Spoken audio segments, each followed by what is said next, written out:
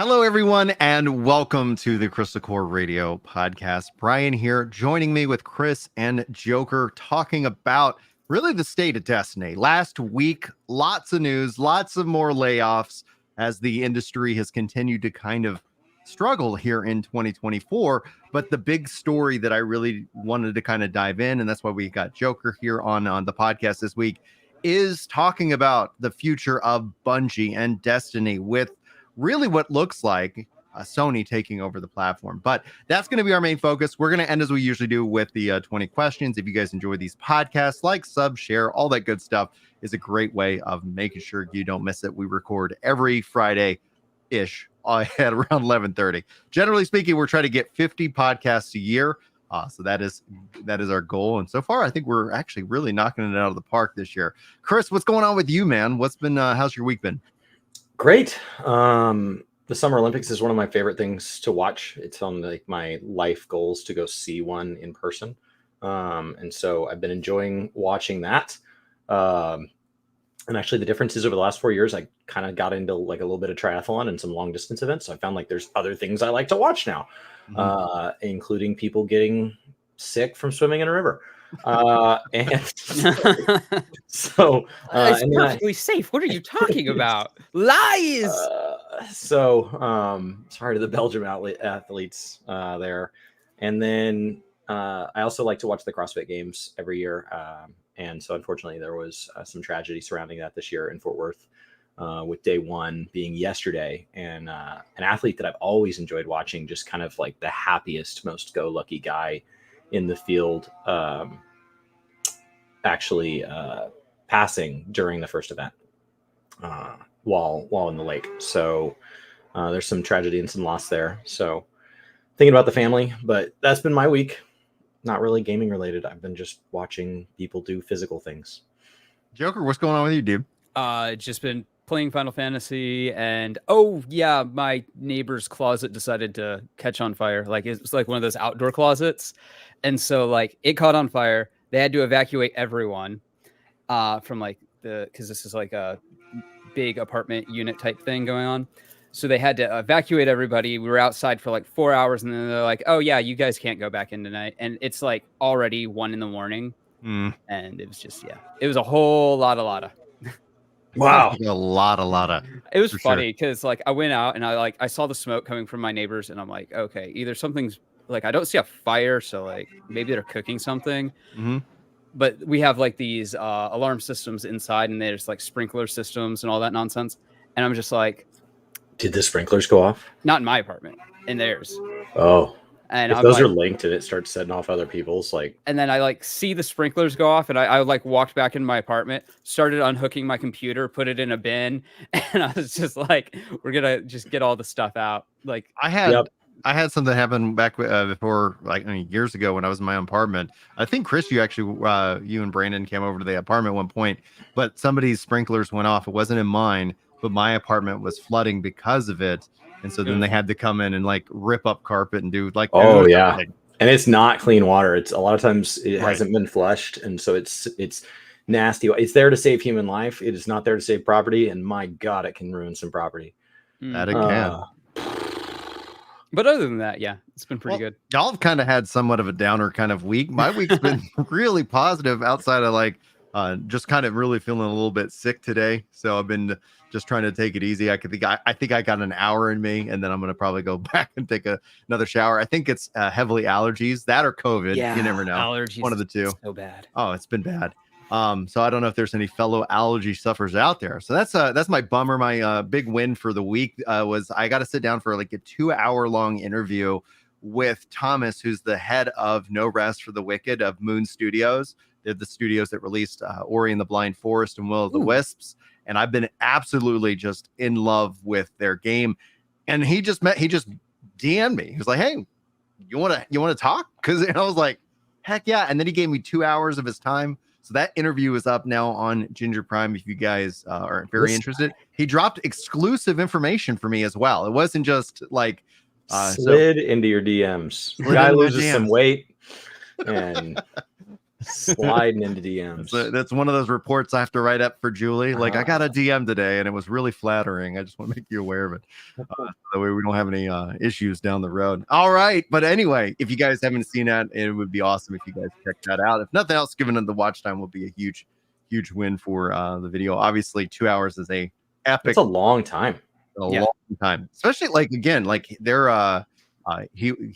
for him, it started at 10 at night, which is like roughly 3 because they're. You guys drinking? No, I haven't had any alcohol. That when I watch late night filmed podcasts for a year now. Same. Officially, no alcohol, no sugar for over 1 year.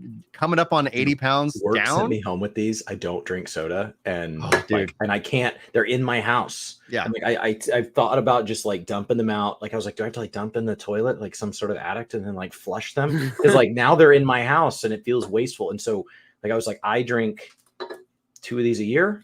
Yeah, and on my desk.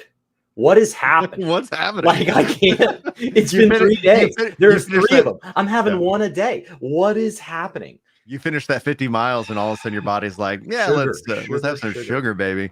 But I'm looking forward to when I can have sugar again. My general plan was kind of a 3-year journey. I'm 1 year into the 3 years, and then essentially we'll start reintroducing sugar because, like, I didn't drink soda. Not a big soda guy. Introduce it. Just don't do the added sugar. Just don't bring it back.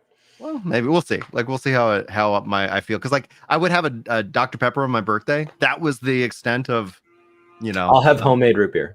That is one thing. I will have homemade root beer. And if it's good, I will have a second. Anywhere. Full stop. Nice. You make your own root beer. I'm in. Cool. Well, I have no intention of doing that. I don't like root beer. I don't know why. Root beer, peanut butter. There's a handful of things that I've always been on the outs of the general population when it comes to, like, what do you like eating? I do not. Wow. It's absolutely like it makes me gag. I'm not allergic to it. So everybody's like, "Oh, you got a peanut allergy?" Nope. I just cannot stand the taste and the smell. In fact, that's actually that's been Julie and I's kind of way of preventing off baby number 7. Whenever she's ovulating, she just goes eats a whole bunch of peanut butter, and I'm like, "Well, I'll see you in a couple days." That's tragic. There are people allergic to peanut butter that love peanuts. Like, you guys should have met and had an exchange. Had a baby. like I'll take your allergy. I don't need it. Yeah, I do. I would take that allergy. Which is then kind of weird. So, but yeah, that's okay. There we go. Now we've talked about all the good things. Let's talk about the depressing Destiny news. Okay, can somebody explain to me the picture of the toilet? There was a picture of the toilet. Yes, I don't know what that meant. And they said if somebody knows about this toilet, it had a shower curtain. It had a shower curtain. And I was like, I don't, but I was looking for like the video that was like the big expose surrounding everybody's response to the toilet, but like I just saw the image come out of Bungie, and then that was it. Do you know anything about that, Joker? The toilet? What? I have no idea what this image there is. Was a toilet image with what? with a shower curtain. It's not in my notes. All right. Well, if we figure it out, we'll figure it out. If anybody in chat or anybody's listening to this knows an answer, please sound off in the comments. I'm the only one that saw it. No, you're not. I saw it and I just kind of forgot about it because until you said something, I was like, I'm sorry. I think the bigger news is that they aren't working on Destiny 3. They let go of Luke Smith, and I forget the other guy's name. Sucks to be him. Not quite. Oh, okay. What's the details? So Luke Smith and Mark Nosworthy, they cut a deal when the restructuring was happening, and they basically just took a check and ran. Well, that's natural, right? Like they did their time, right, and then got paid. Yeah, basically. They're like, they saw the writing on the wall, and they're like, "Yep, we're out." Okay. Yeah. I mean, I can't blame them. I mean, I'm assuming that's a pretty big check because Sony paid $3.6 billion for that. Which people are like, well, how? Because there was the new thing that just came out. Like Paul Tassi did a write up, and it's like somehow Pete Parsons is still CEO of Bungie. Yeah, he sold Bungie to Sony for like $1 billion more than it's worth. The shareholders love that. What are you talking about? And then he took the $1.3 billion that was supposed to be used to retain employees and instead convinced everybody that buying stock back was a great idea. Well, who owns most of the stock? The shareholders. So the shareholders got payday after payday. So of course they're going to want to keep him as CEO. He made them tons of money, which is exactly what a CEO is supposed to do. That's why they buy a car every Friday. Right. That's how he got a new car. Yeah, exactly. And it's one of those things that's like, well, he didn't bring value to like the customer and he didn't care about the employees. I'm like, that's not a CEO's job. I'm sorry. Like, we live in a world where we wish that was true, but it's not.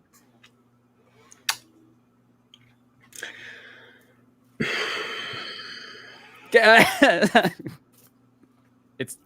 will be a day when I don't have the job I have now, right? There will be a day when life takes a different turn and I decide to take an exit. I do not believe I'll be paid for that exit. I believe it will be, I would like to stop being paid at this time, please. And they will say yes. So for people that have like a third door option where it's like, I'd like to continue to be paid, but I would like to stop doing the work. It's hard to know what I would do in that option because I've never been presented with 3 doors. It's always been stay and be paid, leave and don't be paid. Right. Like everybody.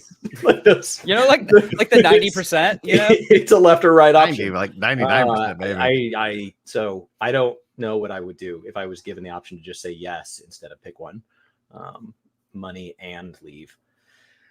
But even though that he's still there, isn't Sony really now in charge? Haven't they filled those seats out on the board of, I guess, Bungie, and they own Bungie, right? Like, why even have a Bungie board? Owed Bungie. So this is the way this. Okay, so when Sony bought Bungie, okay, there was basically Bungie became kind of a subsidiary, and that subsidiary was allowed to basically maintain autonomy and their own board of directors.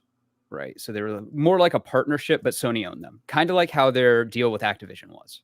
Right. Mm-hmm. Because Activision technically owned Bungie, but Bungie was allowed to do whatever it wanted. This includes still maintaining and keeping their IPs. So all of Bungie's IPs are still theirs. They're not Sony's, which is why people are wondering, well, what happens now with the rest of Bungie's IPs? Do they, default to Sony? What's going to go on the future of that? While I can't say for certain, 100% for sure, Bungie is supposed to still own those IPs. Bungie, on paper, is supposed to be technically different than Sony. And it's all of these like little like contractually obligated wordings that means something in legal speak, but generally to us, it's not going to matter. Okay. So as far as like all of that goes, Bungie and their future, basically it's probably going to be a lot of the same stuff that it was going to be anyways, just with a smaller studio, right? They're going to put Marathon out and they're going to bank on Marathon being like the next Fortnite. And they really want it to be.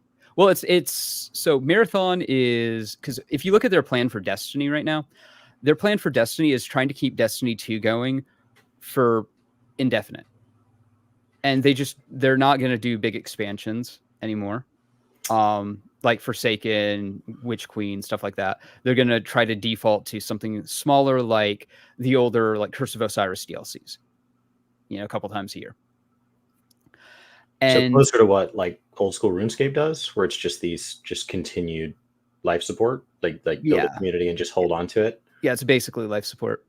Okay. I mean, I named old school RuneScape because that's a place that has had times where it's been working and times where it hasn't. So like it's not immediately bad to hear that. It's just, not everybody can make that model work. Minecraft makes that model work. They don't do any major overhauls. It's just continued minor support. Right. I don't know how many times you can grind out basically the exact same set of weapons with a, slight shader change. Talk about Destiny. Because a lot of people are there for and as silly as it sounds, I know, especially coming from Halo 5 did it for a long time. Halo 5 had a huge drop off though. Yeah, but if you cut the team, how much do you need? Right. Like Final Fantasy 11 doesn't have a huge team behind it. But so Halo also, with the Forge and things like that, it taps into a passionate fan base of people who want to go and create. That's one thing I was always disappointed that Bungie never introduced with Destiny, the ability to really lean into the. well, most likely, yeah, because of how the engine was. But it was like still, I was like, man, imagine Destiny with that ability where like people were recreating maps that, especially for the PvP players out there, that they would get that benefit from. In fact, that was generally my biggest ongoing frustration, is it always kind of felt like they just kind of put PvP to the side. And I think with Marathon and with just the news that came out last year, that was true. They really just set PvP down. Occasionally you'd get a map. Eventually they brought in this old mode. They had all the, and it was just frustrating because they ended up removing more content from Destiny, especially when it related to PvP, than they ever really, I thought, brought back in. And we still haven't seen that value. It's why we feel like a life support model is not being good, because like there's still a lot of things that could come back that would feel good. Like there's a lot of content they could bring back into the game. And we may be looking down more content vaulting, because if they don't move to a Destiny 3 or what would have essentially been Destiny 3. So from what I understand, there was a handful of projects like spinning the Crucible off into its own game, spinning Destiny off into the single player part of Destiny off into this like universe exploring type thing where it's like third person. From everything I heard, it sounded more like a traditional MMO, but without like PvP. And I'm like, they're not like, that was Project Gummy Bear. Okay. And it's like, we're going to do this Project Gummy Bear. It's going to be third person. It's going to do all these like different things. And it's going to be this explore the universe, explore these different planets, blah, blah, blah, blah, blah, blah, blah. Sounds more like a traditional MMO if you ask me, but it wasn't going to be Destiny 3. I know what you're thinking. Why would people still play Destiny 2 if have this PvE game that is basically Destiny 3, but not Destiny 3? I don't know. Halfway between No Man's Sky and Helldivers. Right. Yeah, I don't know. That'd be a standalone, right? That would just, anybody that doesn't like PvP but plays Destiny and doesn't follow the story outside of watching a Vive video would just shift to that. Yeah, why wouldn't you? That would be and why would you support basically two PvE games that are doing the same thing? Well, you take also Bungie's, like one of the things that always rings true is that whenever you step back into Destiny and play it, like the gunplay and the gameplay feels so good. And if they were able to take that and toss that into a Helldivers 2, toss that into some kind of like other thing without the baggage, yeah, why, you bring up the great point. Like, why not move to it? Because I have yet to play the final shape, and I was like, well, a lot of things are coming out around the same time. I don't have the bandwidth to try and add the latest Destiny expansion to my lineup. And then I was like, one of the things that you also see is that after that kind of hype wave wears off, that's where the game is now. And it doesn't seem like a lot of the player base is as positive about the final shape. And I think for me, though, Lightfall was like a real gut punch. I just did not enjoy it. How do you build replayability for your core? Like, let's assume they're okay with just dropping down to a core that's just organically maintained, and we're not going to inject in like. So I was playing Age of Empires this week and played Empire Wars. I've never played Empire Wars. Yeah. And so like that was like a whole new breath of life into. It's effectively the same mode we'd been playing. You're just skipping the first 4 to 8 minutes of gameplay. Something like that, and yet it totally changed the texture for our group. I was playing with a group of those 8 of us, and so it was 4v4, and it totally changed the texture of the game. So like, how does Destiny, if you're not going to come out with expansions, how do you then say, okay, then this season we're going to make a twist on Crucible or something like that? Do they even have the ability to do that within their? Because it always sounds like their engine was like, it's so bespoke that it just doesn't do anything. You're like, well, we're so limited, and like maybe they're not. Well, so their engine is, when you say bespoke, you're not far off. It's one of those things. It has code in it from Halo 1 because they figured out how to make guns shoot back during Halo 1, and they haven't been able to replicate it. So if they went over to like Unreal or it feels another engine, it's the best gunplay. So I wouldn't try to rebuild it. Like that's one thing Destiny is doing well. Yeah, which kind of goes, why would they do a third person when their first person gunplay is just so good? It's so good. Like that's why Destiny like survives, I think. Like speaking of Warhammer, that's like the Mechanicum is a religion because they don't understand how to remake the machines. Like that's I understand why that would just be. It's like, don't open the box. If you open the box, it'll break it. Like that's the box. Yeah, that's we just pray to the box and hope it keeps working. box. Because it's a good box. Yeah, we'll put some incense on it and hope it all. So, like, how do you? All right.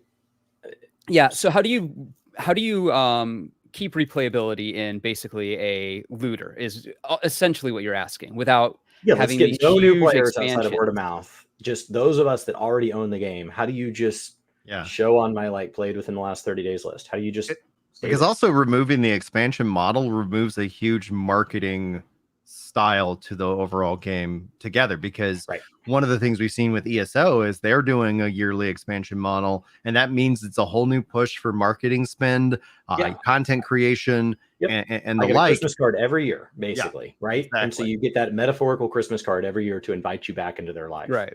Destiny's going to stop sending out Christmas cards. Yep. So how am I going to be reminded? My friends that send me a Christmas card, it is way more likely I get a beer with them in the next year than the ones who don't, if I haven't already been regularly getting a beer. Well, did you know that the Solstice event just started Tuesday? Yep. So like, how do I, what makes that? So like, what does that, right? When the expansion comes out, somebody like Brian tells me about it, and then that's like a reminder. It doesn't force me to get back in, but it's an invitation to hop back in. Hey, dude, we're going to play the raid or whatever. You know, there's this new raid that came out. We're going to play it. And then like maybe they send you a trailer or something, right? Sure. You need that marketing. Yep. I don't know, honestly. And I don't think Bungie does, because they've talked about like, oh, we have plans. We're not going to share any. We're gonna wait for the right date. Yeah, you can't bullshit. That's what everybody who doesn't have plans says. Hear it. Yeah. How much of this is the Sony acquisition? Because obviously the rumors were kind of looking like Microsoft was going to be purchasing them as well. Do you think the same kind of fallout would have happened? None of it's the Sony acquisition. All of this is Bungie, and I can prove this.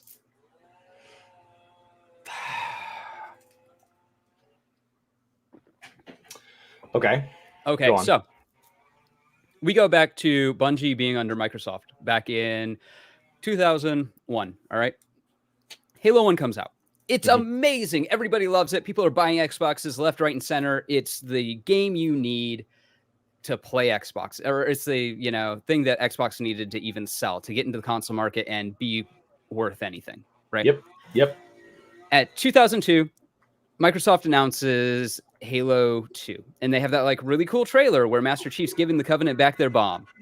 Nice. We're announcing Halo 2. It's 2002. We're supposed to have Halo 2 in 2003. Come December 2003, Bungie has not worked at all on Halo 2. You know what they're working on? They're working on Project Gypsum, Project Phoenix, and Project Monster Hunter. And I have this, it's, I don't know if you can bring it up, but I can send it to you if you wanted. When talking about how many people wanted to work on Halo 2, Paul Russell, who was a developer on it, we're talking 40 people, give or take. Nobody wanted to do Halo 2. We wanted to pass the baton to do something else. The belief was that Microsoft hired us to incubate exciting new ideas. Jones didn't want Bungie to be a sequel house. Okay. So we already have, isn't a lot of this already starting to sound familiar? So we have this, we want to make all these other games. We don't want to focus on the thing that's paying our bills. But we have to, we have to pay our bills. Oh crap. So even when they were like working on all these three different IPs, Project Gypsum, Project Monster Hunter, and Project Phoenix, they canceled Monster Hunter pretty early on, from what I understand. And then halfway through Halo 2, like when Halo 2 actually started development, because it didn't start development proper until June 2003. Mind you, this came out it was November 2004, right? So it was probably gold certified back in September of 2004.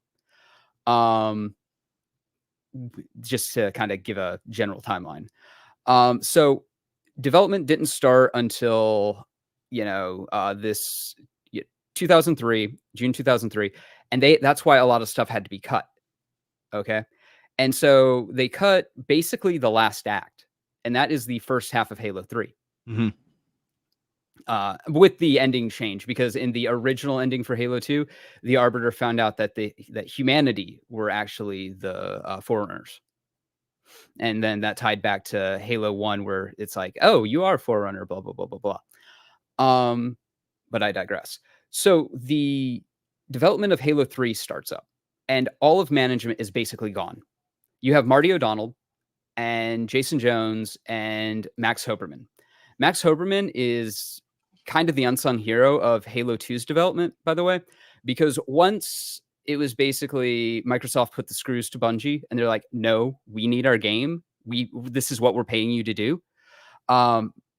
Jason Jones decided that they really wanted to do this like Battlefield-esque, or what we would consider now a Battlefield-esque, like 42 player multiplayer round base thing. Okay. And Max Hoberman was like, but this thing that we shipped, this, with Halo 1, the arena thing, people like that. And so he had to, and this guy was just like a community manager at the time, but he had to make a ton of noise to get them to just go ahead and give him one dedicated resource to start working on like the arena Halo, like arena shooter thing that we all know and love. During this, they spent a year working on the big 32 player, 42, whatever Battlefield mode. And after a year, they had nothing but one piece of paper. Jones and his team. Meanwhile, Chris Carney and Max Hoberman had basically built Midship, they'd built Lockout, they built a handful of other PvP maps, and they were playing what we knew would be Halo's multiplayer. And the reason that this is kind of important is because had they not been working on that during the time that they were, we wouldn't have had a Halo 2 multiplayer because they just didn't have time. That's insane. And it's because part of this is even when they started actively developing in June of 2003, because they went from December to June and they were working on the E3 demo, right? That they showed off in June. And everybody knows that E3 demo is that like, oh, hey, why did this Halo level never ship level type thing, right? Mhm. Well, Yeah. the thing with that is, and I think everybody knows this, or anybody who's like looked into the development of Halo 2, that E3 demo, if you took walk 3 feet off of basically any direction and didn't just play the demo as was, it would crash. So they didn't even have a playable level. Like the hope was, okay, we're going to put all the time and resources into this stuff. And at the very least, once we do this E3 demo, we'll have a product that we can branch off of. Come June, they didn't even have that. So now they're working on Halo. They have basically 9 months. And Microsoft didn't have to give them that even, because the two options were liquidate the studio or give them a year. They chose to give them a year. At this point, Pete Parsons was actually he wasn't the CEO of Bungie. He was the go-between between Microsoft and Bungie. He was actually worked at Microsoft at the time. And so he was the liaison. And so they're basically he's got basically everybody on. That's pretty standard for a stage. Yeah. But this was the way that you have to go about this, or the way that Bungie talks about this, is they had this demo that they were working on that it had to be part of the game because they were putting so much time and resources into it and they didn't have anything else. Right. So, well, yes, you're correct. It's a little different in this situation, basically. Oops, sorry. You're good. Kind of a follow-up on this train of thought, though, would be if it's 100% Bungie, which I do believe that it is. Yeah. Is Sony happy with this acquisition and where it sits right now? What do you think? No. Well, I think Sony's like one of those, we basically got conned, $1 billion more than I think at the time Bungie was valued at $2 billion or something like that. And Bungie management managed to basically, with all these incubation projects, with all this stuff about, oh, we can come in and do all this stuff for your other live service games, blah, blah, blah, blah, blah. They sold themselves really well. And now Sony is far too invested to back out, obviously, to like close it down and like, fire everyone basically. So yeah, they fired a bunch of people, don't get me wrong, but Sony's like too into it right now.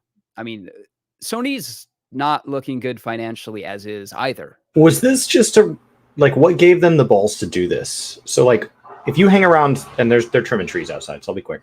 When they like Xbox around the time is just acquiring studios, and everything they buy for more. So they buy ZeniMax, and like around this same time, they're trying to go through the process of buying Activision. If I remember this timeline correctly. Yeah, you're about right. In 2023, but like that was a long drawn out process. So you see your buddy, right, show up in a brand new luxury car, ordering wine for the table, just bought a new house, going on vacation. Is Sony like, well, I can afford to do a little bit. Like I can afford to buy Bungie. Like is something, and I need to do something. Like I have to keep up. It was, what was it? Who was the CEO of Activision, or not Activision, Sony at the time? I can't remember his name. He just recently retired though, right? Yeah. But he has this quote saying that the purchase of Bungie will bring more value to Sony than Microsoft's entire purchase of Activision. So at least he, at the time, that was Kotick that was excited, right? Like he's like, this drives my value. Jim Ryan said. It was Jim Ryan that said it. Oh, it was Jim Ryan who said it. Okay. Interesting. Bobby Kotick. This kind of goes back to the type of management that Bungie had. So under Activision, fast forward a couple of years, you have basically Bungie's working on Destiny. They're doing Destiny 1, and they have to reboot it in the 11th hour, right? Everybody remembers this. Same thing happened with Destiny 2, somehow, some way, through some Herculean leap in logic that us mere mortals will never be able to comprehend. Development got away from them. And then during the time between Destiny 2's launch and Forsaken's launch, NetEase invested $100 million in Bungie. Famously, Bobby Kotick was like upset about this, and come to find out, the reason for that is because Bungie was behind on all of their Destiny investment, right? All the stuff that they had promised to do and all their basically check-ins, and it was up to Vicarious Visions and High Moon Studio to basically carry most of the development for Destiny at the time. So this goes back to the idea of, back with the Halo 1, once they shipped Halo 1, they we're going to pass the baton and we're going to work on other things, right? So they more or less did that without saying that they were going to do that to Activision. So they kept Destiny as an IP. They kept making money from it. They just offloaded a bunch of work on Vicarious Visions and High Moon while doing the bare minimum. And that's what Kotick says. And then, so, like him or don't like him, who's in charge of Bungie at this time is already Pete? Yeah. Okay, like him or don't like him. This is the same conversation I had about Bobby, who I'm not a fan of, but from a pure shareholder and what the task of a American CEO is. Oh, he's doing his job spectacularly. Very good at his job. Like not rejoicing in that, not saying we should do more of that. But it sounds like he has the ability to take something that's worth $1 and go collect 1,000 and then not even give the thing, right? Not even give up the initial $1. A lot of Bungie's, I guess, credibility or clout, whatever you want to call it. The reason that Bungie's valued so high is because Halo, right? Halo was a $2 billion franchise before, 343 got a hold of it, for better or worse.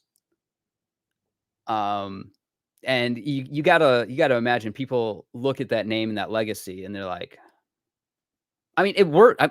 Let's give Bungie credit where credit is due. Destiny 1 was amazing, right? It was still junk food. It's not like Final Fantasy 14 amazing, but it's if you wanted a game that you could just go on and shoot things and it feel good, and you had a bunch of stuff to do and you could get on with your buddies and kind of turn your brain off, amazing. Destiny, after Forsaken, during that Forsaken year, was amazing, and then it's been off and on over the last couple of years. I would say that Destiny has spent more time bad than good, but even when it was bad, you could still find your reason to play, right? If it's raids, if it's PvP, stuff like that. And you can run a business on that. I mean, Warhammer does it, right? Speaking of stuff behind you, Like the current edition has me and my friends mostly talking crap while there's models set up on a table or building models. It really isn't playing much of the game, but those two things are still enough that we are still giving them money. Yep. You find you make your fun, basically. Destiny was always a good game where you could like clubhouse, me and my buddies are gonna make our fun. And then occasionally there would be like a gun or something, a piece of armor that like you'd be like, okay, we're gonna lock it in and we're gonna make this our fun now. And WoW does that. It'll have a feature or an individual raid tier or a moment that is like, wow, this is legitimately good. They'll have this mage tower type moment where people are like, this is good. And people are like, oh my God, the whole game's going to be good again. And then that chapter fades and you have to make your fun again. Yeah. Yeah, it's gonna be interesting because, like, as kind of an aside, though, it's if we look at like No Rest for the Wicked, which like is obviously at the forefront of my mind and playtime, they added in a roguelike element to their what they call the Crucible, which is your kind of repeatable end game content, for lack of a kind of a better term. And in that in and of itself, we have already now just seen Diablo 4, I think, announce something very, very similar to what they did. And then Thomas was like, this is what I want. This is what I want. He stated that he felt so frustrated, especially with Diablo 3, that was kind of a real driving point for him to say, like, I imagined when I was playing Diablo 2 what the future could be like 10 years and 20 years from now. And that never came to be. And so eventually came down. He felt like, I got to do it myself. Fine. Like, okay, if they're not going to do this, I think that this is going to be a really good idea, and hopes that other people then also draw inspiration from that. Because I kind of you're saying is he Thanos and got the Infinity Stones himself. He did. He's just like, screw it. In electric cars, Tesla got mocked because it spent all this money and it wasn't producing cars. It still debatably doesn't produce cars. And they put up, we just produced our first year of $70,000 cars or whatever. And Ford's like, we do that every day. And then you have GM and Ford starting to come out with their first EVs. And everybody's like, oh my God, like, Elon, don't you feel so dumb? He's like, this is all I wanted. Like, had they been doing this in the first place, I wouldn't have had to make these cars. So like you see this in innovation where sometimes it comes from just a frustration that the current shareholder is not doing what you want to see happen. And so you just get fed up and do it yourself. Mm-hmm. It's like the meme where the guy gets hired at the video game company, goes in, patches the bug, and then like quits. That's all I was here for, boys. I just needed to get that done. And you can see it in reverse. Like Helldivers, right, has immense commercial success. And then step one, the guy in charge goes, yes, I'm going to go back to just making games then. Like, you told me we needed to make money to make games. I've made money. Can I just go back to making games? Yep. So bringing that full circle to, how we look at Destiny, I honestly get from the news last week is more support for this sense of dread and frustration that has been building up over the course of the last 10 years with this IP, and frustration at Bungie. Do we think that Destiny, and what do we think of the future of Bungie and its IPs and Marathon, namely because I just don't really think that the studio has it. Marathon is too far in development to scrap. So they have to do it, basically. Challenge accepted. Yeah, whether it works or not is a completely different, thing. But I think they feel like Marathon is going to be that Fortnite, basically, because if you listen to them talk about it, it's kind of supposed to be an extraction shooter, but not really. Mm-hmm. You have one big map, and occasionally there'll be events that unlock different parts of the map or whatever, blah, blah, blah, blah, blah. But they're banking on the idea of style, customization, and multiplayer on one huge map. Well, what does that sound like? That sounds exactly like Fortnite. Is it their own Fortnite because they've really always wanted to make this game, or is it their own Fortnite because they want to make a Fortnite? It's their own Fortnite because they want to make money. Okay, so that's not where Fortnite came from. Fortnite was a side project from a company that wanted to stay in business. They had a primary task, and then they accidentally built Fortnite. Hearthstone was not Blizzard's goal to come into that space. It was a side project at a time that they had other things that were keeping them in business. These moments of bliss that redefine a genre don't come from World of Warcraft's origin story does not come from a desire to make profit. They had other games. Like, it was a desire to make something in a space that they were passionate about, and then they accidentally hit pay dirt. Right. I think part of it is we were talking about the Ryan Reynolds pragmatism about making Deadpool, where it's like, you need money. Right. And I do kind of think that there is that pragmatism behind Marathon. They're like, this is a low effort thing that we can support pretty easily and make money. Ultimately, you know, and hey, it's Destiny gunplay, right? So it's, I mean, a Bungie PvP game ultimately isn't a bad idea, right? It's where they have always been good. But, you know, is it one of those things like, we know Destiny is bleeding money. We don't necessarily know where we're going to go after Destiny because the market says that a Destiny 3 isn't going to work, allegedly, and our Destiny audience is too old. So let's basically kind of make a Fortnite-esque game for all the Zoomers and try to make money to basically offset the cost of Destiny. Getting so old that I'm so cynical about that whole Zoomers phrase. Like, I just picture a game that has like the top half is one game and the bottom half is another game. Like, they just literally took a TikTok thing and just made it a game. Like, Yeah. just like, and it's just me being old. It's just get off my lawn. Like, there's no reason to judge that. Like, fun is fun, and if it's fun, that's awesome. And there can be moments for games that weren't designed for me that, like, you watch enough Fall Guys and it makes you want to play Fall Guys. Like, there's times that something comes out and that you didn't ask for, and you're like, okay. Yeah, I didn't know I liked it until I liked it. And then I don't like anything else in that genre, but this I like. And so, like, if Marathon lets them cash in, so like, if you want to run a game shop until the last few years, you have to have Magic the Gathering. You have to have it. It is like Friday Night Magic keeps game shops open. Yep. And so, like, I've met a ton of Warhammer players that are frustrated that they can't get a table on Friday nights, that they just, all the tables have turned into Magic tables.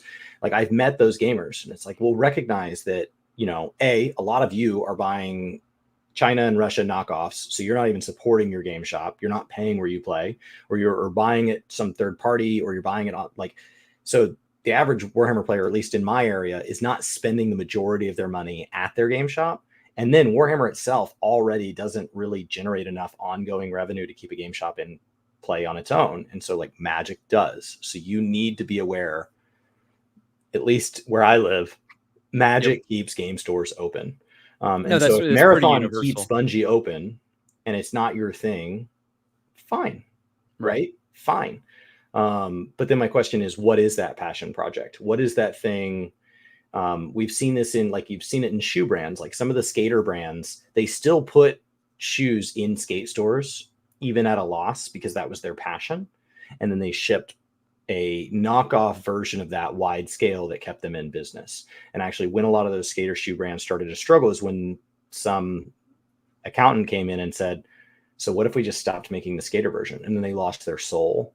So if Marathon's going to be this cash cow, then what is Bungie's soul moving forward? What is the thing that keeps them honest to themselves and keeps them keeping talent? Well, that's so. Are you familiar with the concept known as the Peter Principle? Yes. Okay, so this is kind of a two-pronged answer, right? Parsons, Peter there makes a fortune. No, okay. But, yes, so the Peter Principle is basically, you have people that are promoted up until they're promoted into incompetence, basically. Yes. And you see this basically with every company, and at some point, one job beyond your competence, or right? Brain drain, you know, corporate brain drain, basically, where you have game developers who are passionate. They get into, you know, this corporate Microsoft, Sony, EA, Activision, whatever. And they, you know, they see these people getting promoted around them that are incompetent or whatnot. And they just go, you know what? I'm going to go make my own game. Right. This is your Marcus Latos, your, you know, Josh Holmes, your, we're seeing it with the old Blizzard devs, right? Yeah, those studios just pop up. It feels like a dime a dozen now, and everybody's excited about all of them.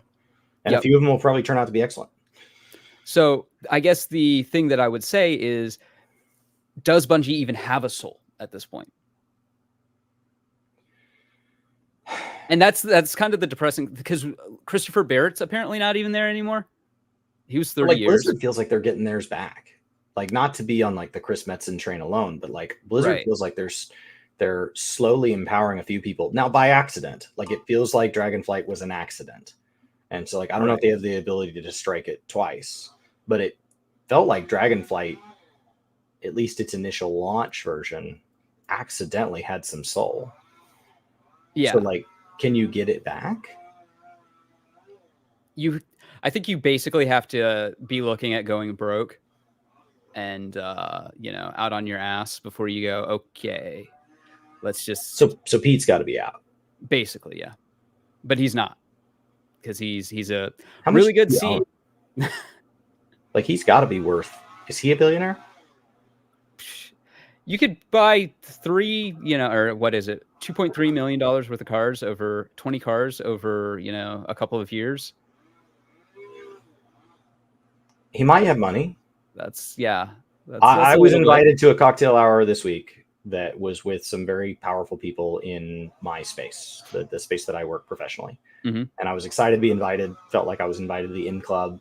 And I showed up and they started talking really candidly about how much they make and how much they owe. People were talking about net worths. And it's because there's an interesting thing happening in the Dallas real estate market right now. And they were all trying to decide whether or not it was time to upgrade their homes. Is it the right time to buy? And a few of them are actually looking. And many of them live a whole lot nicer than I do. They live in much nicer, much newer cars, in much nicer, much newer homes, and they do a lot fancier things a lot more often. And that's not to be surprised, right? These are people that are outperforming me in every metric and have been. While I was off making video game content, they've been in this space crushing for a decade or more. And then they started talking about how much they owe. And my wife and I, the only debt we carry, thankfully, we're done with student loans. We own our cars. The only thing we owe on is our house. And it's at an interest rate that we were lucky to be in a position to refinance during the all stay inside times. And that means like my mortgage payment is below the cost of an apartment where I live. So like we are effectively debt free. And so I'm sitting in this conversation feeling like I'm here to learn. I'm here to take, like I'm here to just quietly consume. And I am terrified at how much these people need their jobs, like desperately. Yeah. So does Pete have real money? Like, could he step away?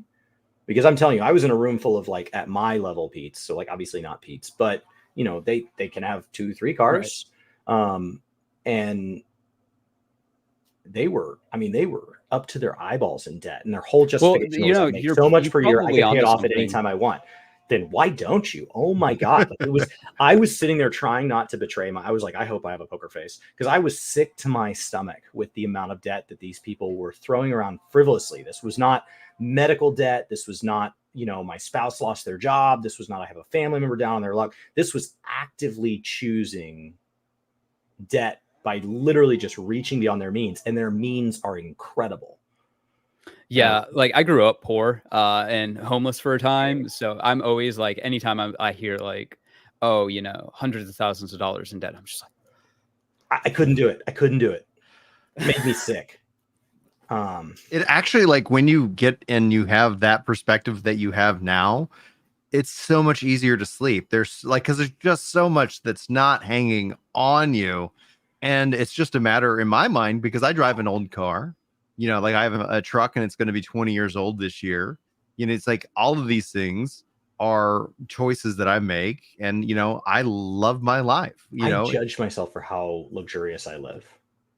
I have an espresso machine. I got one of those. I drive a car that was made in, it's built in, I've swapped my car. It's a 2018, but it is a luxury brand. It feels fancy. I judge myself for saying it. I find myself calling it the blue one because I don't like to refer to it by the brand name, because I judge myself. Like I live very comfortably, but it's all well within my means. And so like when I see people like Pete Parsons, and I see him throwing out $2 million in a year, you're right. It could just be sheer wealth. He could have made $100 million and this is his hobby. Yeah. In which case, knock yourself out. If you're spending less than 5% of your income on your hobby, anybody that judges you is an idiot. Like, just ignore them. Right. So if he's made $100 million, absolutely. But if he's making $2 million a year, and then he's spending $2 million on cars and $2 million on houses and $2 million on vacations and $2 million on exotic bottles of liquor and wine that are from the 1700s or whatever that he's pouring on himself in the shower, and he's an idiot. Right. And so Yeah, like, exactly. and more importantly, very for the fortunate, conversation of the lucky future of idiot for Bungie, I don't actually give a crap about what he does with his money. I didn't give a crap Right. what these people do. I was there to learn from them professionally, and I did. But from a future standpoint, I know these people will never leave the industry because they don't have the money to. And I know that, like, I would know, okay, well, then Pete can't get out. Like, does he need $2 million a year to just satisfy his ability to breathe? So to kind of go on to that, when the first round of layoffs happened, right? And, you know, there's the story about how back with Nintendo, all the CEOs and whatnot took pay cuts. Correct. Right. To like help keep people in jobs. Pete Parson said, we're not doing that because that's just not what we do here. So that kind of, to what you were saying, implies he probably does need it. Then Bungie's screwed, because you'll have to pry it out of his hands. And as you said, there's no reason to pry it out of his hands because the people that can do so benefit from him being there. Yep. So if he won't leave of his own accord because he needs this money and nobody else is going to pay him this way, you know, like he's in his best spot. He's locked himself into his best position within the market. He is at his what's called highest and best use, market wise. And so the market loves him being there, and he needs to be there because he doesn't know how to survive without that level of income. Which feels crazy. It always feels crazy. There's this idea called the hedonic treadmill. And so the hedonic treadmill basically means at whatever pace you've ever been running, that's the pace you always need to run to feel good. So if you get a $10,000 bonus at work this year, by all metrics within the average American, that should fundamentally change the day-to-day lifestyle, at least in the short term, of the average American family. A sudden $10,000 windfall that was unexpected should pay for that. You know, you've been wanting your kids to go to soccer camp, or you've been struggling with credit card debt, or you've had a car that's broken, or you've had a house repair you need to do, or you've wanted to take some night classes to advance your career. Like that sudden 5-digit windfall should fundamentally change your life. But what they found is then when you get a $10,000 windfall the second year, it doesn't do the same thing. And you see it with celebrities. They have a $1 million year, a $10 million year, and people are like, how are they not happy? Well, because last year they had an $11 million year. So the 10 doesn't feel good anymore. It doesn't light the same circuits in our lizard brains. And so if Pete has gotten himself to where he has to spend $2 million a year or 2 years in cars just to feel alive, then the first time he leaves and realizes he can't just go drop $50,000 on a car in the parking lot because the guy offered it to him, and he can't just swipe his card for that because he needs to actually start counting pennies again. That's not going to feel good. So he's never going to leave. So like, come on, let's be nice to Pete. Problem. He gives tours of his cars to underserved children, which that's not weird at all. And then he says 2 days later, well, good luck, have a good one. The the future of Bungie, like that's a problem, is that he can't leave. It's the same with Bobby. Like Bobby was never going to leave until he got just a preposterous amount of money handed to him. And that's kind of the other thing on the Sony side. It's like, how much money do they like contractually have to pay Pete to leave as well? Yeah, what's his golden parachute? You know, what's that cost? But in y'all brought up obviously Blizzard, and we've talked about that, and so there's a juxtaposition here. What we've seen with Microsoft having to do various different layoffs, unionizing within like the World of Warcraft, division, but also the announcement coming out that they're basically spinning up these different AA dev teams within Blizzard. That could actually start to maybe produce these AA games, which right now, from a market perspective, I would say if you were going to define 2024 by any kind of metric, it's that we've had a lot of really good AA sized games come out that a lot of people are enjoying around that $40 marker, as opposed to the 70 and, constantly and I think that's going to be a interesting shift as we go into the, like, basically as the $40 probably, because with the way that Blizzard's doing this, and if they actualize even half of the games that they're talking about, we could see a market shift to the AA game being the standard, and then like the AAA game being like this is, you know, the big thing, the once every couple of years Skyrim or Red Dead or, you know, whatever. But if it helps them discover a Vampire Survivors, right? Mm-hmm. Yeah. If instead of $100 million, you go make $101 million games, the Blair Witch wonder, effect. Like, would you find one? And then you could release them in packs of 5, packs of 10, have a convention where you let people try a bunch out. And so Baldur's Gate 3's surprise success, you know? It'd be interesting to see somebody actually give it a go if that's where Blizzard's going to take it. I mean, with the amount of IP and everything that company now has, it would be really exciting to see them lean into these IPs that nobody has been doing anything with, right? One of the things that I've been hoping that Microsoft would announce every year would be a new Banjo-Kazooie.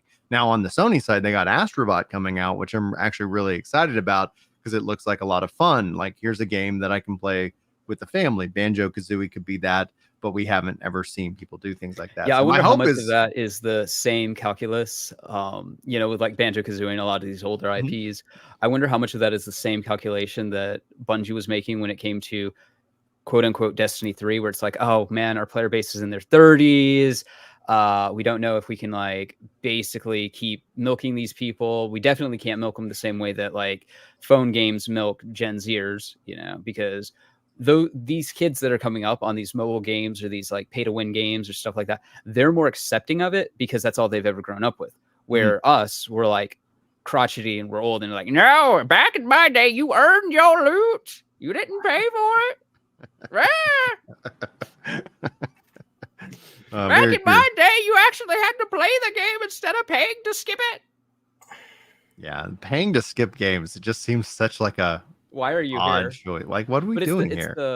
It's the what is it? The water cooler conversation. It's like you can say like with Dark Souls, and this is the reason like why people want Dark Souls to be easier, so that they can say they played it when they're talking to their coworkers who have also played it. Yep. It's watching House of Dragon. Friend wanted to come raid with me in WoW when it first came out, and he bought gold. He's like, I don't want to do anything. I want to play the story and enjoy it. And then when I get out of the story, I want to purchase the loot necessary to join you guys. I just want to immediately go from story to raiding. Yeah. I don't want this to be a job. I want this to be money. He's like, oh, wait, for $40, I can have enough gold to immediately skip through at least the heroic level of loot. Done. Right? He bought the base $60 version of the game. That's the $100 version. So like that's the exact same in his mind as getting the one with the mount. And there's more of people like him than they are of people who are like, you know. And I found it weird, but I like optimizing for loot. So like that is another part of the journey for me. Yeah. So the idea that he would skip a part of the game that I enjoy playing feels crazy. Yeah, I'm like sitting here with my Dragoon with like, here's like one piece from the raid, here's a bunch of crafted, but then here's also the like one tombstone, and they're like pentamelded specifically because I'm like really into the numbers. And he just buys the full pentamelded set and says done. Yep. Gamers, man. All right. Do you guys want to play 20 questions? I got a game up here on my wiki. So for those of you who have not hung out for the 20 questions section, Final Fantasy Tactics War of the Lions. That's the answer. No. Yeah. Well, damn. No, that's not it. But like within one question, they just goes with it. That would have been so funny because that is definitely a game that I love and I've thought about using in the past. And so the general rules, you can ask any yes or no question. I'll try and clarify because I don't want to try to misdirect, because sometimes with games, especially older games, they could have multiple releases, for example. So I'll be like the initial release, like because we had that happen when we were talking the last time I was here. Now Chris brought his A game, and he got a win, and we were guessing last time, and it was such a good one. But I think hopefully this one will be pretty straightforward and obvious. Let's see. Let's just go with it. I got somebody knocking on the door. Feel free to ask any yes or no question. I'll be right here. So the winning strategy seems to be the guess who strategy, right? So you're trying to knock out multiple things in one go. Does it contain a historical figure? No. So was it originally released before the year 2000? For January 1st, 2000. Oh, I was like, why is it not showing the releases? Okay, cool. Originally before 2000, correct? Yes. Okay. Just knocked out 24 years worth of games. Is it a simulation-based game? No, And by that I mean like Dishonored would be a stealth sim, or Thief, Dark Project, stuff like that would be a stealth sim. It is definitely not a sim of any kind. Was it originally released on a console? Yes, it was.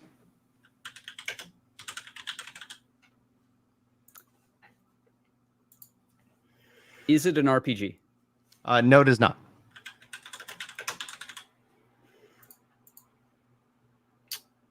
Was it released after 1990? Yes, it was. You got the decade.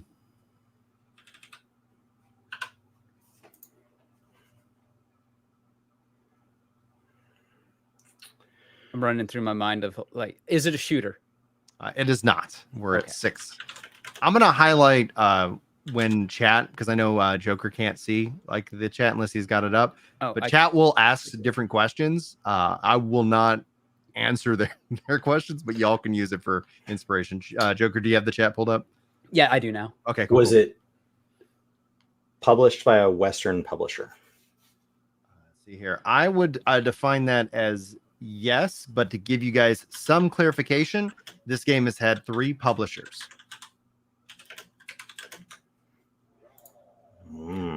Was it on a CD-based system?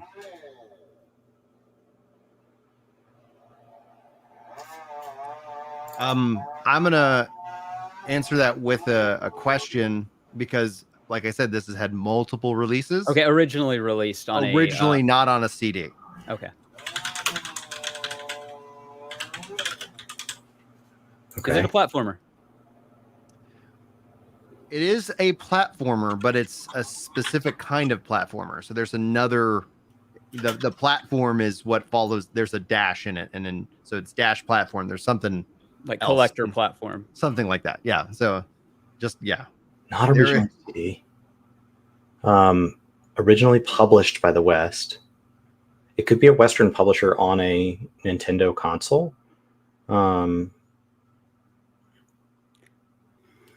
Have you talked about the franchise this episode? We have not. Okay. 10. It was a good question. Okay.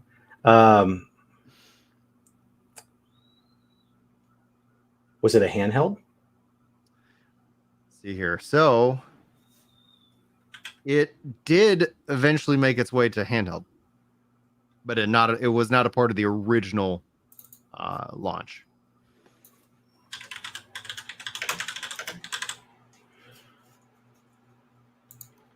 Ooh.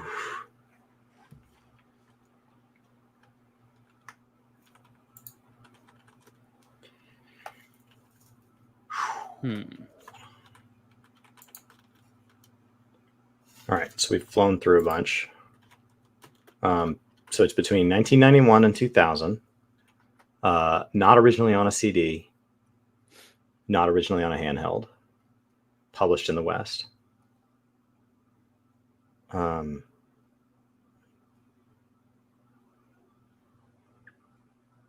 wish we'd landed on one of those genres. I mean, we had platformer-ish, but that's not helpful.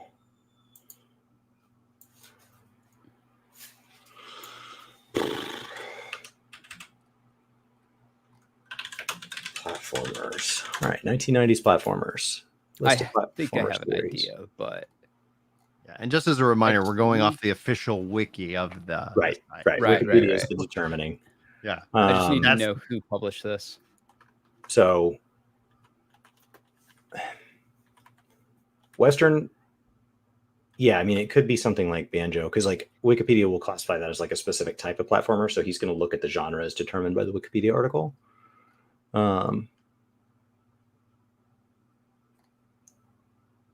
Published in the West on what sounds like a Nintendo console. Did the main character of this franchise appear in any other game?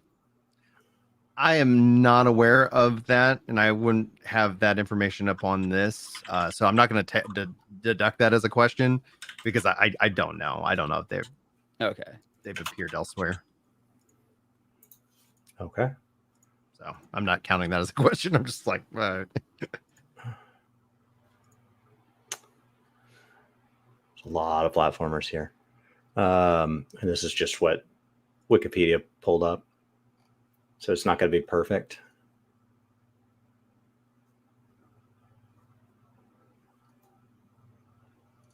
Is it part of a franchise?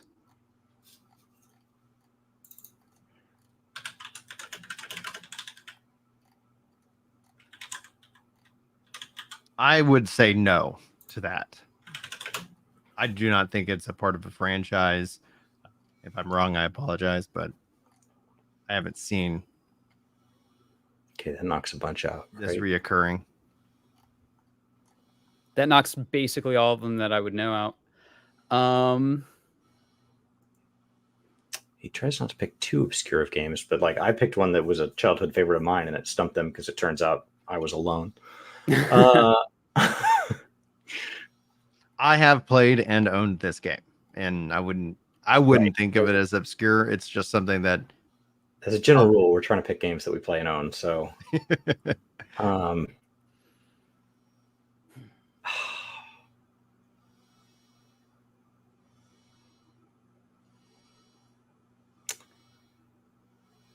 is you the get to 15. is the first letter M through Z?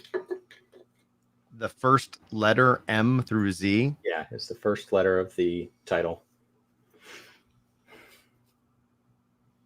I'm going to say no because I would give it away if I said, because Okay. there's one word I'm excluding. That V. Yeah, something like that.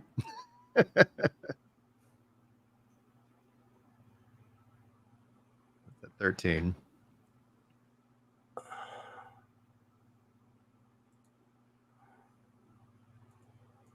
I'm trying to think of any platformers that I played as a kid that's not Donkey Kong, Mario, Spyro,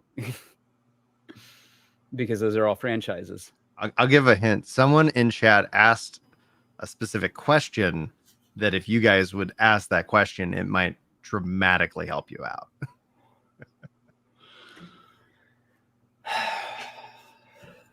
Do I want to knock out if it's an animal? No, It could be the puzzle platform or action adventure. There's a bunch of questions.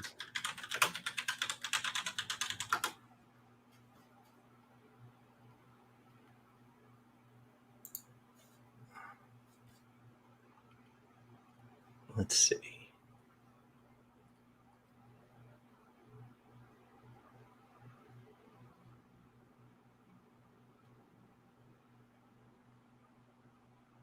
It's not M through Z.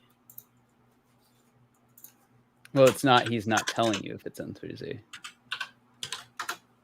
it was more that what I would define as the first letter in the word is not M through Z, but that doesn't necessarily mean the first word I'm using is the actual first word. So it could be like the, Exactly. Yeah, like like a library book or whatever. It's not right. They sometimes cut those initial words. Like what if somebody was saying like, "Hey, what's the title of the game?" I would just name it, from a certain point.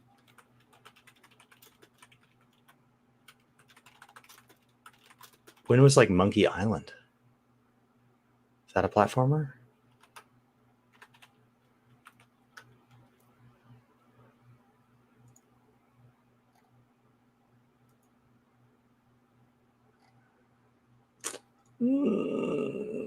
Get down to the wire here.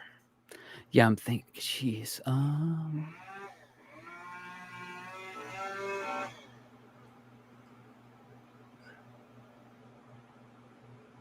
Wait.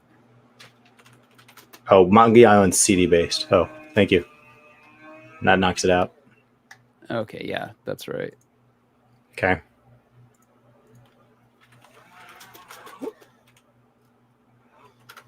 Who was this developed by? Oh, no, that was in the 2000s.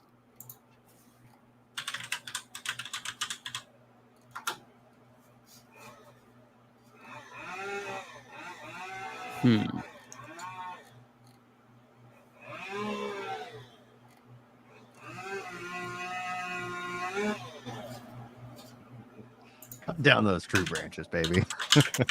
I know. They're just now getting caught up from all the storm damage like 3 months ago. Yeah, gotcha. Like we had to take out a tree and do some other stuff. And there's still more work to be done.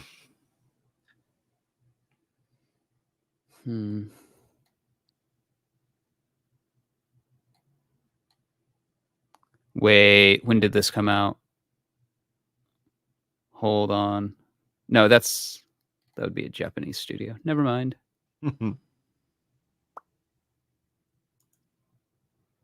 don't see any that like wouldn't be part of the franchise. Like the franchise question really knocked a lot of stuff out from 1991 to 1990. The first real word is before the letter M. Western publisher, but it's had 3 publishers, but not part of the franchise, which is weird. Maybe it's just like changed hands as it's been re-released. Not originally on CD. Some of these games I've never heard of as I start to just pull up lists. Yeah.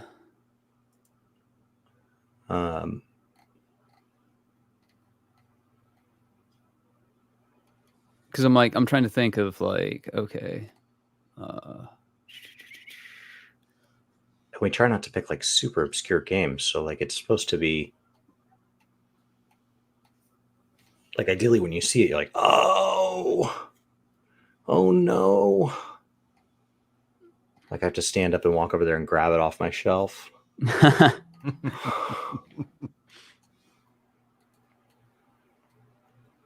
Yeah, so many games out of the 90s, platformers specifically became known franchises. Right. And I can't think of any that aren't. Because this would have been Sega.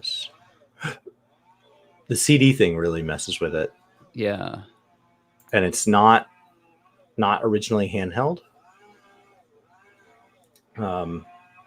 Was it originally on the N64?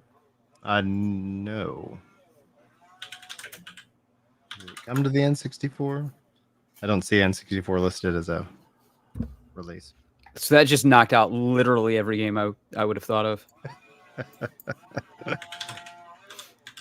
So when did so the N64, I mean that the N64 was I thought that was most of the 90s. Am I just wildly wrong? Could have been the Genesis, I guess.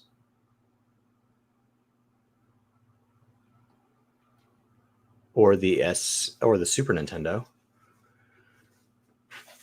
Because the Genesis was cartridge based. Yeah. I have a feeling this is going to be a game I've never heard of. Saturn was disc based. Yeah, Saturn was disc based, Chili. So we can knock that out. I should have said Nintendo console, but that's what I get. Yeah, I guess it did have a cartridge drive as well. Hmm. I never think of Saturn as anything but I always had discs for my Saturn. I don't remember having any games that were console, but maybe I just didn't. We had our Saturn hooked up to a TV that was wavy at the top. Was it because it was backwards compatible with Genesis, Chili? I think maybe that was the. Oh, so maybe I had a Genesis, and like I definitely had a Genesis. I still have my Genesis. I don't have my Saturn. It died. But I always think of the Saturn. The Saturn came in a time in our life where our cathode ray was wavy on like the top 3 inches. So I always picture games like F-Zero and stuff on the Saturn having wavy like top 3 inches, but like that's just my image of the game. Like I don't think they were actually releasing games that like just didn't have health bars on things and stuff like that, because that's how I played them. Like wavy health bars, like, and they were, I mean, you couldn't read anything up there. It was wasted.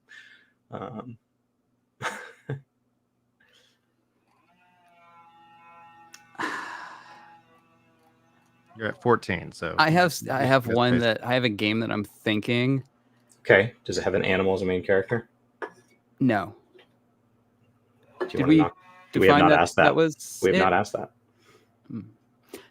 I guess. Does it have an animal as a main character? It does not. What are you thinking? I'm thinking Moonwalker. Yeah, 5 questions left. Okay. So what is Moonwalker? Michael Jackson's Moonwalker. And why would he have questioned if that was, well, that's definitely M through Z. Right? Yeah, that would be M through Z, so that would not be that. So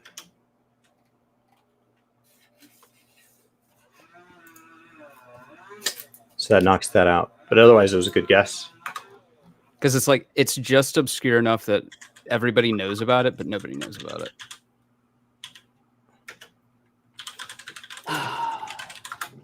Without animals. And it's not a franchise, so that still knocks out all your like Marios and stuff like that. Like Double Dragon and Double Dragon will be a good game to pick at some point in the future. Shinobi's out because that's a franchise. Earthworm Jim was a franchise and might be an animal.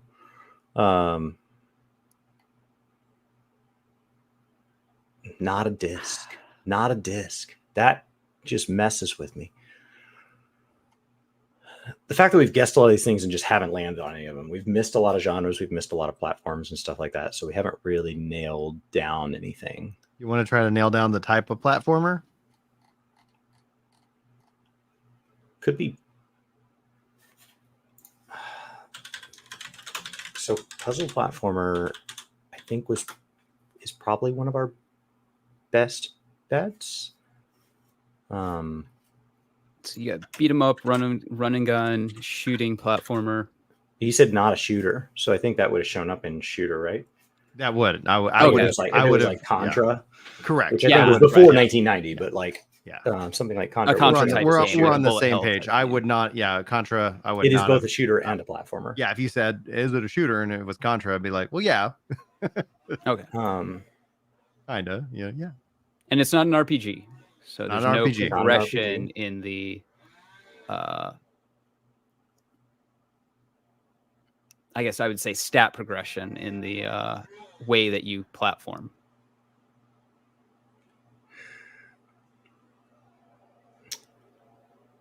I felt like the M through Z was going to be helpful, but I think it's just messed with me more than not. I mean, it's ruled out a lot of things, so like I guess that was helpful.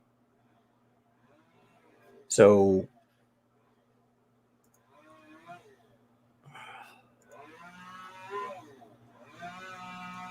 I'm skimming articles about platformers from the 1990s. Do you want to ask the question that you were kind of formulating as what you thought would be a good question? Was it a puzzle platformer? It is. It is a puzzle platformer. And you got 4 questions left.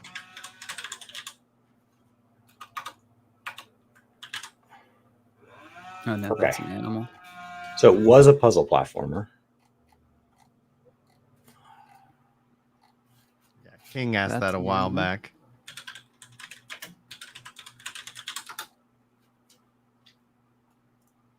Is that an animal? Oh, that was Sega Saturn, though.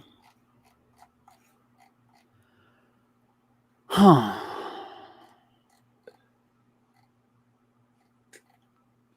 Best puzzle platformers. What are the sheer odds it makes one of these best lists? Probably doesn't.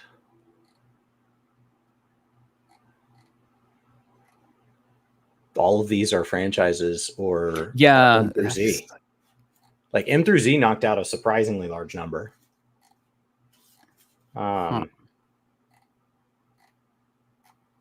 Yeah, because there's a lot of Shadow, Shinobi. Yeah. Hold on. And then the franchise So- knocked out a lot of them too. Was it released on the Super Nintendo? It was. 3 questions. Okay.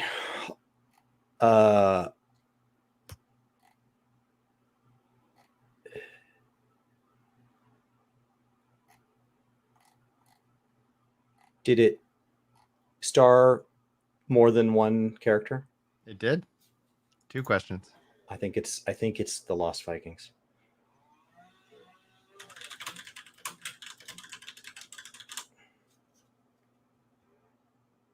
Right? Because it's that messed him up. That's a trio on the Super Nintendo, released in 1993. Not on a disc originally. It's been published by 3 separate publishers. But it's not a franchise. It's a puzzle platformer, not a franchise. I have only ever played it on an arcade. So that's why I didn't immediately go to it, because I did play it, but only with quarters. Yeah, same. We have 3 more questions still, right? So like You got 2 questions. 2 questions. If we ignore the word "the," is there more than one word in the title? Yes. You want to take it? I think it's the Lost Vikings. That's it. Last question. So unless you have a better title. I don't, but I will say, hold on, this will knock it out. Were the hats? No, If hold you on, ask- wait, wait, wait, wait, last wait. question. If you ask the question, you're done. The last question has to be a guess. You have to guess the game. have to guess Like the game. Otherwise, yeah. Like I was like, wait. No. I think that's it. I'm gonna go with Chris's like gut instinct, but All right. I still want to ask a superfluous question that's gonna throw a ratchet in this. But- Would the helmets or the hat wear? No, don't ask. Well, Don't no, ask. You don't. If you No, ask a question, then you we ask- lose. So, are you asking- okay. Are you asking and basically guessing the game? So unless you have another game that meets, I don't all this have another criteria. game. So Ask So the then was question. it the then. Lost Vikings? It was Yeah. the Lost Vikings in 20 questions. Oh my goodness, that was sorry, exciting. I didn't. I thought you could ask up to 20 questions, and then like after that, that was Now, done. the 20th question, I mean, you can ask about the game earlier. You don't end the game. Like, let's say at 10, you're like, is Okay. it the Lost My Vikings? bad. I didn't. No, I didn't understand the assignment. I was All right. going to ask if the helmets were culturally accurate. Because if it's yes, then or like Woo! then King it's calling not it, Lost calling Viking. that shot. He had the puzzle platformer. And so that was kind of the hint that I gave, because I was like, that chat's kind of named it. And then he got it pretty quickly on. So I good kept job, seeing the Lost King. Vikings, but I was like, there's no way. There's no, because it was like on tons of different lists, right? Whew, that has was to like- be the bet, like that we've never gone to 20, like exactly 20 questions for the win. So that's definitely a historic moment. Now, for the those of you last who 2 are questions I archiving this. asked were to try to knock out the Lost Vikings without asking. Right. It's about a trio of characters. Most platformers are about 1 character. So it's just another way of knocking it down. And then more than 1 word. If it had been like the something, Yeah. then I'm screwed. I feel this is our hot ones moment. This camera. Joker, tell people what you got going on. Well, right now, I got a better, because I mean, we talked about kind of the inside out baseball of Bungie. I got a huge video coming out on it shortly. The script is like 40 pages. Oh my God. If When you think I script went like into this it 40 today, pages, like, is that just the words you're reading, or is that calling out like shots and B-roll and like it has a bunch of like editor notes? no, that's just the script I'm reading. I do my editor note stuff like while I'm editing. So I do the editing. That's a big Yeah. script. That's a big script. Well, I'm looking forward to that video for sure. All right, Chris, this camera. What you got going on, sir? I'm here. This is my favorite part of the week. I look forward to this. I'm hopeful to get back to some kind of streaming and stuff again soon. But right now, my wife and I are watching the Olympics every night. That is what we're doing. So when I'm not at work, Olympics are big in our house. I hope everybody else is enjoying them. I'm still playing like Age of Empires, and I'm still dabbling in games, but that is where my evenings are spent for not that much longer. We're getting to the home stretch. Closing ceremony is on its way. So I don't know if anybody else likes the Olympics. I don't tend to find in conversation that anybody else takes them seriously, but I like them. I always find that there's something that's passively going on while other things are going on. So we had the Olympics up while we were all hanging out together. We as make a dinner. family. We sit in front of the TV every night, and we catch up on the Olympics. We I've paid for just the never been a premium sports Peacock, ball so there's guy. no ads. Sports ball, baby. Yeah. I think that's why I like the Olympics. Is it gets away from, like, it's not NBA, NFL, and like I don't feel like I have to watch it all year, right? Like a lot of these sports, like I haven't been following the World Championships in any of these sports, so I don't have like all the drama of like, oh, they ran against each other in a meet last year. No, I didn't see that.